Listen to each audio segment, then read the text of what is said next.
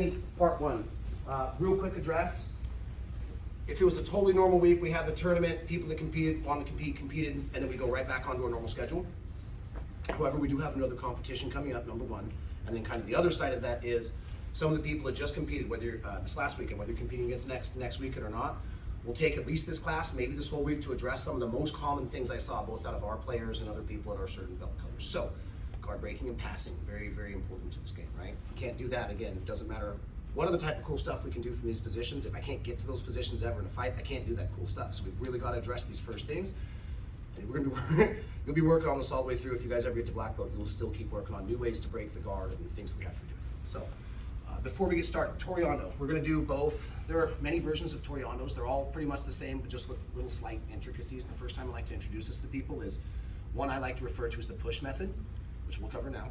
The next one we'll do is what I like to think of as the pull method. Almost everything's going to be the same getting into it. It's going to be, if I'm using push or pull, is going to depend a lot of time on how I'm reacting to my partner. For me personally, I always love the push method. I get to those knees, I try and push them towards their chest. I find that the easiest one. So some of us are familiar with that, we'll go through that first. Same thing, whether my opponent has a grip or not here, most of the time if we're using other passes, I have to start to compromise the grip and control an arm and start to break the legs and start to pass, okay? One of the beautiful things about Toreando is sometimes when I can't strip this grip, I just can't get rid of this grip, and if I just let it, they're going to control me, they're going to be able to sweep me, all this other type of stuff. So if I'm having a hard time stripping a grip, I can still Toreando. I generally do not want them to hang on my neck ever, because they can control posture and loop choke and X choke and all these other type of things, okay? So what we're going to deal with now is we're going to do the same thing that we just did for our warm-ups. We're going to use our double lapel and our sleeve. Now, if Bill's got a grip on me, and I can't clear it, whatever grip you want, color grip, and I can't clear this, a lot of my other passes, like where I'm staying on my knees and passing, he's going to be able to collar drag me and control my posture. For the Toreando's a little bit different. He still has some control over me, but I can still use Toreando passes even if I can't clear a collar. That's why they're one of my favorites. So I'm going to double open the lapel just as we did. Okay? He's already got one hand committed. I'm still going to push pull. I can still come here and stack. Okay? And if he wants to keep this hand here, he now can't use it to defend himself. As my hips come forward, my shoulders goes back. I'm breaking the guard. I'm controlling the knees. How's that collar helping Bill out so far? Yeah, I'm ready to bend. It's not, right? And even if he keeps it, our first method is going to be the push method. I'm trying to push his knees towards his chest, mainly to disconnect my feet, but also to smash him up into a little ball. I heard the balls roll well, so I'm going to smash him into a little ball. Here, if he doesn't push back, I'm immediately going into my Toreando. Remember, I can stay square with him and push his knees, or my favorite method is to take a step on the side, I'm going to pin their knees. Step, pin, now go around the back. And when I set my knees down, I'm putting blocks in, getting my weight down. Now I can let go of my grip, head, underhook, side control. He's going to put me back into his guard. Bottom player, every once in a while get a collar grip. You don't have to do it every time. I can't strip the grip. Uh-oh, I'm doomed. No, I'm not. Both of his hands are busy. Stack over. Remember, I get to lean forward and push on the chest on this one as I'm stretching the arm. As soon as I step up, not by his armpit, hand's going to leave the chest. Here, we're going to use the push method. Push, step, drag, move to the back. Now I can collect the head, and then last time, different angle.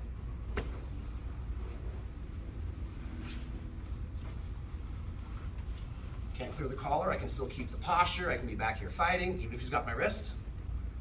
Control his wrist, the wrist roll.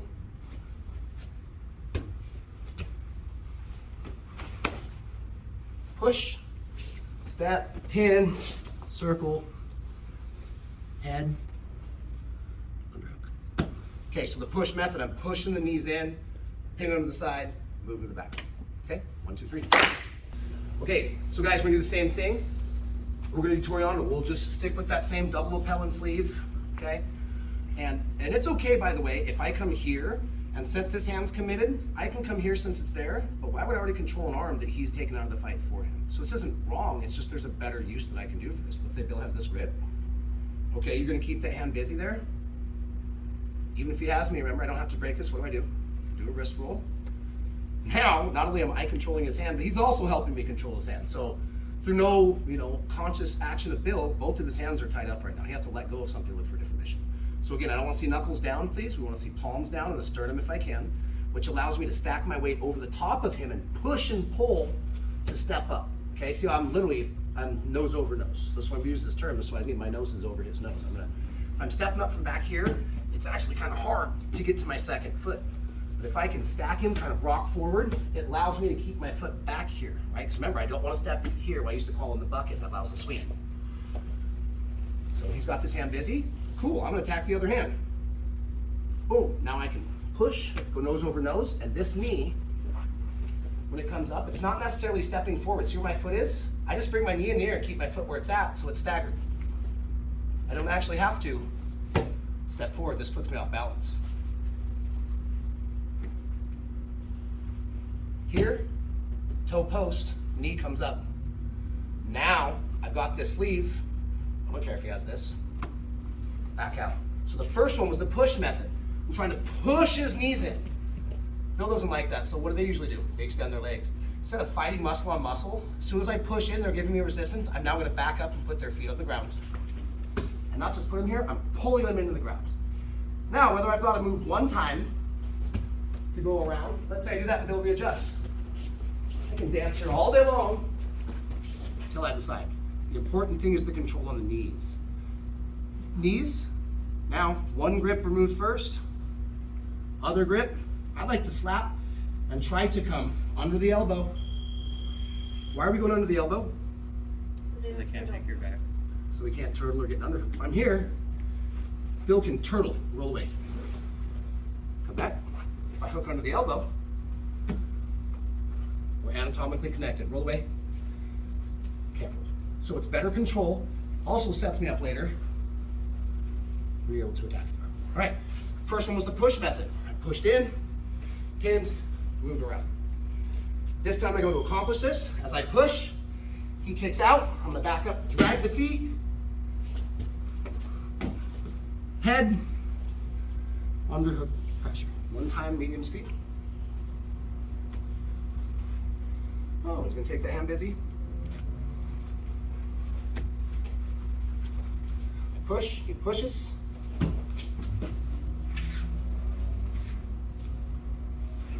Try this one. I push, they push back, I pull. Push, pull. Ready? 1, 2, 3.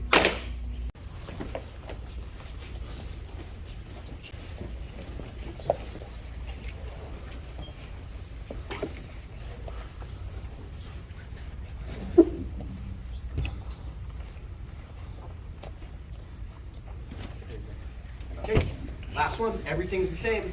There are many different ways to do Toreando. We could stay here all day and do 5 or 6 different versions of Toreando right now with the push-pull. It's going to be very hard for even people at the higher level to defend because as they kind of reverse polarity, you do too. So they're always kind of swinging at smoke, so to speak. They're never getting a solid thing to push off. I push them in, they push off. I move backwards, drag the feet, and move to the side, okay? So whether they're bringing their knees into their chest or they're pushing their legs away, we can at least kind of run that duality of the Toreando that way. Let's get to the same position. We're gonna break the guard, we're gonna back out, we're gonna get our hands on the knees where we're ready to Toreando, but now let's run our knee cut pass, okay? Sometimes we run the knee cut pass, it's from like a kneeling guard break or something where I'm keeping my posture, putting my knees in, turning my chest, dropping my back knee back, leveraging this, and I'm already down so I can have 2 leverages to do what? Pop up, come over, hit my underhook, come into my side control. We're gonna do the exact same pass, we'll just do it from a little bit different entry, okay? So we're gonna use the same double lapel and sleeve guard break. Come up, I get to here. Now instead of running a Toreando, or I push and he kicks back and I pull, I run a Toreando, we're just going to a different pass from the exact same feet position. So as soon as I come up, I break and I come to here. Okay, what I'm trying to do is kind of keep one knee towards the ceiling. I don't want to pin his knees like this, because I need to have this open where I can slice through, okay? So I don't want the knees together. So when I come to here, I'm almost blocking this knee from following this knee. And if I stay on line with them, it's like just my tricep, trying to push him open. So instead what I want to do is block the knees, and I'm going to take a step in the direction that I want to cut, straight to the side. As I step, bringing this knee to the mat, I'm trying again, keep those legs open. Now, my middle leg, just like any normal knee cut, is going to slide right over his thigh to the ground, right about where his elbow is. When I do this, turn with me. Notice we call this the staple. See how my knee is on one side, my shin is blocking and my toe is here, it's hard for his leg to move in any direction. And I have some weight on it, okay? So we don't necessarily need to stay here, but when I do this, what I don't want to see is this. I have no weight on it.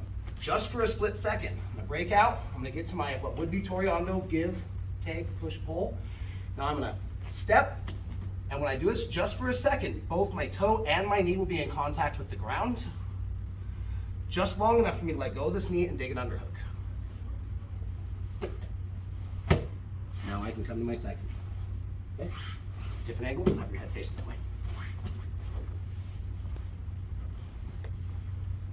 Double lapel, sleeve, step, knee comes up, I don't step forward, I'm pushing and pulling. Now I'm gonna back out.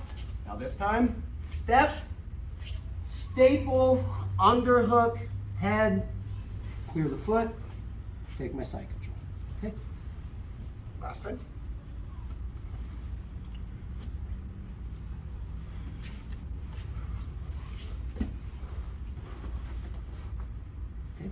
Sorry, I got scared and backed out there on you. This is our knee cut pass. Some people, since we do it from a standing position, refer to this as a flying knee cut pass. It's all verbiage, it doesn't matter. Knee cut pass from the standing position, double lapel and sleeve guard break, inside, step to the side, cut the knee, get our good side control. Ready?